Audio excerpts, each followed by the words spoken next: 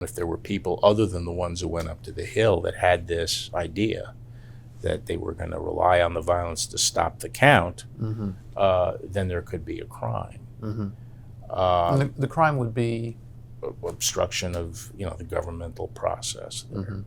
Yeah, and yes, seditious conspiracy. Seditious conspiracy includes not just overthrow of the government, which I don't think was, I think is a little bit melodramatic in this context, but I think it also includes the use of force to disrupt government process. Have you seen any evidence of that from Trump or any members, from what you know about Trump or any members of his team were doing at that time?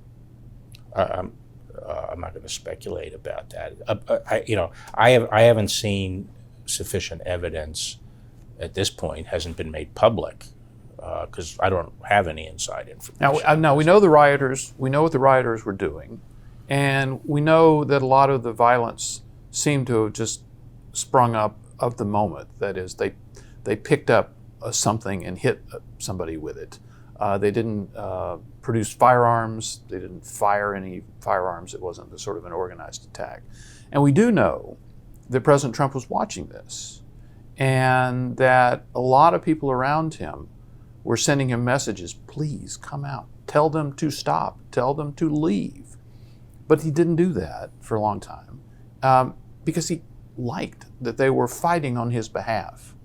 So how does that fit in to the description of a possible crime that you just made? Well,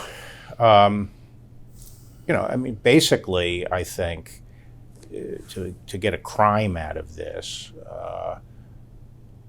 outside the people that were actually up on the Hill doing this, you would have to, as I say, you would have to show a conspiracy to disrupt the count. Now, I actually think from a political standpoint and from a moral standpoint, the apparent behavior of the president while he sat there and did nothing while he knew this was going on is very discreditable, but it doesn't necessarily amount to a crime, his failure to act.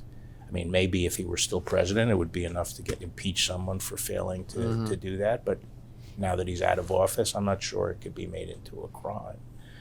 But this again shows the difficulty when you use the criminal justice process within the political context.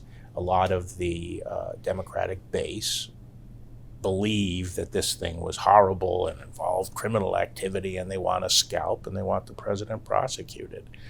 And the job of the Attorney General and the Justice Department is to not bring cases unless they actually have good evidence that's sufficient to sustain a conviction for a crime. And that's going to be the difficulty facing Merrick Garland. At the end of the day, I'll be surprised if they bring a case against President Trump for January 6th. Others, perhaps? Perhaps others, yeah.